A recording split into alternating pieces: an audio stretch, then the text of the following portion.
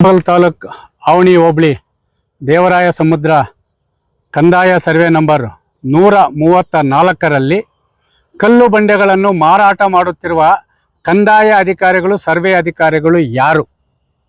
ಈ ಒಂದು survey number 134ರಲ್ಲಿ ಸುಮಾರು 11 ಎಕರೆ 30 ಗುಂಟೆ ಜಮೀನಿದೆ. ಅದರಲ್ಲಿ 9 ಎಕರೆ 30 ಗುಂಟೆ ಜಮೀನು ಸರ್ಕಾರಿ ಖರಾಬ್ ಅಂತೇಳಿ ಬರ್ತಾ ಇದೆ.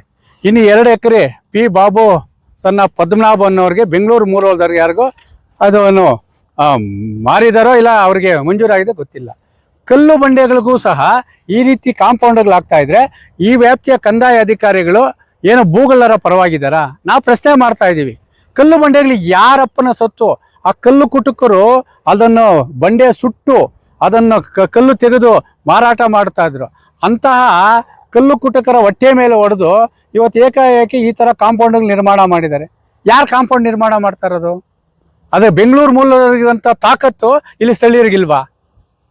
ಇದೇ ಸರ್ವೆ ನಂಬರ್ 134ರಲ್ಲಿ ಪಕ್ಕದಲ್ಲಿ 5 ಎಕರೆ ಪಲ್ಪ್ ಫ್ಯಾಕ್ಟ್ರಿಗೆ ಮಾವು ಒಂದು ಫ್ಯಾಕ್ಟ್ರಿಗೆ ಇದನ್ನು ಇದು ಕೊಟ್ಟಿದ್ದಾರೆ, ಏನು ಮಂಜೂರು ಮಾಡಿದ್ದಾರೆ. ಆದರೆ ನಾವು ಕೇಳ್ತಾ ಇರೋದೇನು ಗೊತ್ತಾ? ತಾಲೂಕು ದಂಡಾಧಿಕಾರಿಗಳನ್ನು ಪ್ರಶ್ನೆ ಮಾಡ್ತಾ ಇದ್ದೀವಿ, ಸ್ಥಳೀಯ ಶಾಸಕರನ್ನು ನಾವು ಪ್ರಶ್ನೆ ಮಾಡ್ತಾ ಇದ್ದೀವಿ. ರಾಷ್ಟ್ರೀಯ ಹೆದ್ದಾರಿ 75 ಪಕ್ಕದಲ್ಲಿರುವಂತಹ ಈ ಒಂದು ಸರ್ವೆ ನಂಬರ್ 134ರಲ್ಲಿನ ಈ ಒಂದು 2 ಎಕರೆ ಜಮೀನಿಗೆ ಅಕ್ರಮವಾಗಿ ಕಾಂಪೌಂಡನ್ನು ಏನು ಪೆನ್ಸಿಲಿಂಗ್ ಯಾವ ರೀತಿ ಹಾಕಿದ್ದಾನಂದ್ರೆ, ಏನೋ ಅವ್ರ ತಾತ ಮುತ್ತಾತನವ್ರ ಕಾಲದಿಂದ ಏನೋ ವ್ಯವಸಾಯ ಮಾಡ್ಕೊಂಬಂದ ಕಟ್ಟ ಒಂಥರ ಜಾಲರ ಥರ ಹಾಕ್ಬಿಟ್ಟಿದ್ದಾರೆ. ಯಾರು ಇದು ಮಾಡಬಾರ್ದು. 1 ವಾರಗಳ ಕಾಲ ಗಡುವು ಕೊಡ್ತಾ ಇದ್ದೀವಿ. ಸಂಬಂಧಪಟ್ಟ ತಾಲೂಕು ದಂಡಾಧಿಕಾರಿಗಳಿಗೆ ಸತತವಾಗಿ 20 ವರ್ಷಗಳಿಂದ ನಿರಂತರವಾಗಿ ಸರ್ಕಾರಿ ಕಲ್ಲು ಬಂಡೆಗಳನ್ನ ಉಳಿಸಿ, ಸರ್ಕಾರಿ ರಾಜಕಾಲುವೆಗಳನ್ನ ಉಳಿಸಿ, ಸರ್ಕಾರಿ ಕೆರೆಗಳನ್ನ ಉಳಿಸಿ ಕೇಳ್ತಾನೆ ಇದ್ದೀವಿ. ಆದರೆ ಅವ್ರು ಬೈಯಟ್ಟಕ್ಕೆ ಆಗ್ತಾ ಇಲ್ಲ. ಏನೋ ಒಂಥರ ಮೈ ಮೇಲೆ ಸೊಳ್ಳೆ ಅಲ್ಲ ಚೂಟಿ ಕಟ್ಟೈತೆ, ಇರುವೆ ಕಸ್ಕೊಳೋ ಕಸ್ತಾ ಇಲ್ಲ.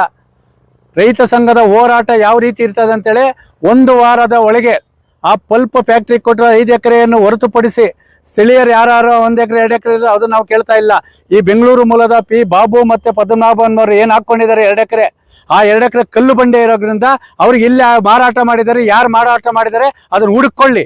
ಇದನ್ನು ತೆರವುಗೊಳಿಸದೇ ಇದ್ರೆ ಮುಂದಿನ ವಾರ ನಾವೇ ರೈತ ಸಂಘದಿಂದ ಈ ಒಂದು ಸರ್ವೆ ನಂಬರ್ 134ರಲ್ಲಿ ಅಕ್ರಮವಾಗಿ ಏನು ಕಾಂಪೌಂಡು ಆ ಬೇಲಿ ಅಳವಡಿಸಿದ್ದಾರೆ, ಕಬ್ಬಿಣದ ಬೇಲಿನ, ಅದನ್ನು ಕೀಳುವ ಮೂಲಕ ನಾವು ಕಾನೂನನ್ನು ಕೈಗೆಳ್ಕೊತೀವಿ. ಆಗ ಆಗುವ ಅನಾಹುತಗಳಿಗೆ ತಾಲೂಕು ದಂಡಾಧಿಕಾರಿಗಳು, ಕಂದಾಯ ಸರ್ವೆ ಅಧಿಕಾರಿಗಳು ನೇರ ಕಾರಣ ಆಗ್ತಾ ಇರ್ತಾರೆ. ನಾನು ಕೇಳ್ತಾ ಇರೋದೇನು 134ರಲ್ಲಿ ₹1 ₹2 ಅಲ್ಲ, ಇದು ಕೋಟ್ಯಾಂತರ ರೂಪಾಯಿ ಬೆಲೆ ಬಾಳ್ತಾ ಇದೆ. ಅಲ್ಲ, ಕೋಟ್ಯಾಂತರ ರೂಪಾಯಿ ಬೆಲೆ ಬಾಳ್ತಾ. ಇಲ್ಲಿ ಯಾರು ಲೋಕಲರ್ ಇಲ್ವಾ? ಯಾರು ಲೋಕಲರ್ ಬದುಕೋದಿಲ್ವಾ? ಕೋಲಾರವ್ರು ಯಾರು ಬದುಕ್ತಾ ಇಲ್ಲ, ಎಲ್ಲ ಬೆಂಗಳೂರವ್ರು ಬದುಕ್ತಾ ಇದ್ದಾರೆ.